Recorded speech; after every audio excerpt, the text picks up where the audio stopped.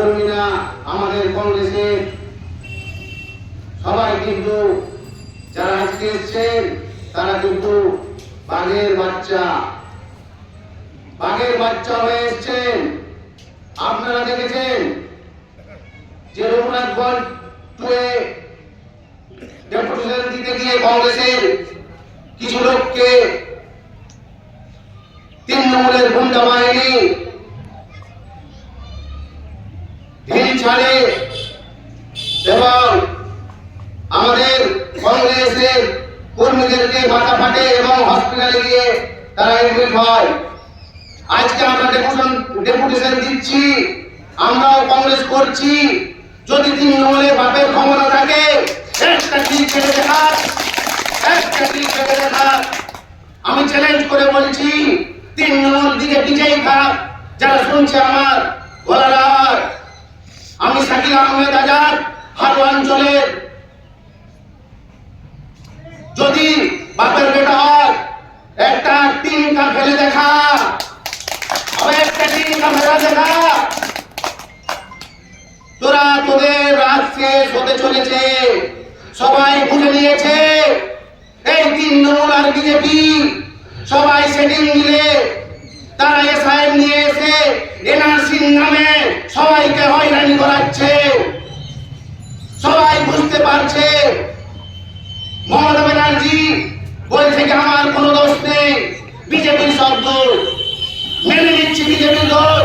আপনি রাজ্যসভায় যখন যে বিল পাস হয় আপনি সইটা কেন করেছিলেন মমতা ব্যানার্জি? আপনি জবাব দেন। মানুষ আজ হয়রানি পরেশানি হয়ে মানুষ না খেয়ে বাইরে থেকে এসে আপনার গাড়ি এসে দাঁড়িয়ে খাচ্ছে।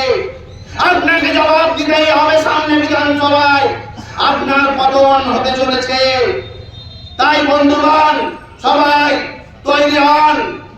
যতদিন আমাদের কংগ্রেসের রক্ত আছে ততদিন কিন্তু আমরা আন্দোলন চালিয়ে যাব। একটা ডেপুটেশন না, হাজার হাজার ডেপুটেশন দিব এই তৃণমূল এই বিজেপির বিরুদ্ধে। মনে রাখবেন এই দুটো দল সাম্প্রদায়িক দল। এই দলটা যদি আমাদের বাংলা থেকে যদি না যায় আমরা কোনো সময় শান্তি পাবো না। আজকে এই করো, কালকে এই করো, কাগজ নিয়ে ছুটো, এটাই চলতে থাকবে বাংলায়। এই বাংলা হচ্ছে আমাদের কাজী নজরুলের বাংলা, আমাদেরকে কেউ তাড়াতে পারবে না। মনে রাখবেন আমরা সবাই ভারতীয় নাগরিক, আমরা বাংলায় বসবাস করছি, কিন্তু যদি আন্দোলন করতে হয় আমরা এক পা পিছিয়ে হটবো না।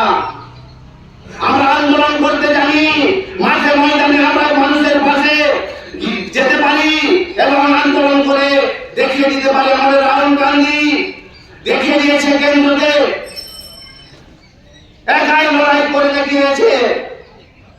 এতটা হাজারো পথ একাই হেঁটে মানুষের কাছে গিয়ে মানুষের দুশ্চিন্তা ভাবনার সবার কথা তুলে ধরেছেন। তাই বন্ধুগণ সময়ের অপেক্ষা, সামনে বিধানসভা ভোট, এই 57 সুদি চোরের সুদি, এই চোরের সুদিটাকে মুক্ত করে আমাদের ভালো সুদি হয়ে একটা ভালো কংগ্রেসের রাজনীতিতে এসে আমাদেরকে দলটাকে শক্ত করে এই তৃণমূল দলটাকে এবং বিজেপি দলটাকে সাগরের ছড়িয়ে দিতে হবে এবং আমাদের কংগ্রেসকে নিয়ে আসতে হবে। আমাদের প্রার্থী সবাই বলছে আমাদের প্রার্থী অমুক হবে তমুক হবে, কাটতে হবে। আরে প্রার্থী যাই হোক, আমাদের উদ্দেশ্য একটাই, তৃণমূলকে সুপ্রা সাফ করে ছাড়বো, তৃণমূলকে সুপ্রা সাফ করে ছাড়বো এবং কেন্দ্রকে বিজেপিকে সুপ্রা সাফ করবে আমাদের নেতা রাহুল গান্ধী। তাই বেশি বক্তব্য কিছু রাখবো না, এই বলে আমার বক্তব্য শেষ করছি। জয় হিন্দ।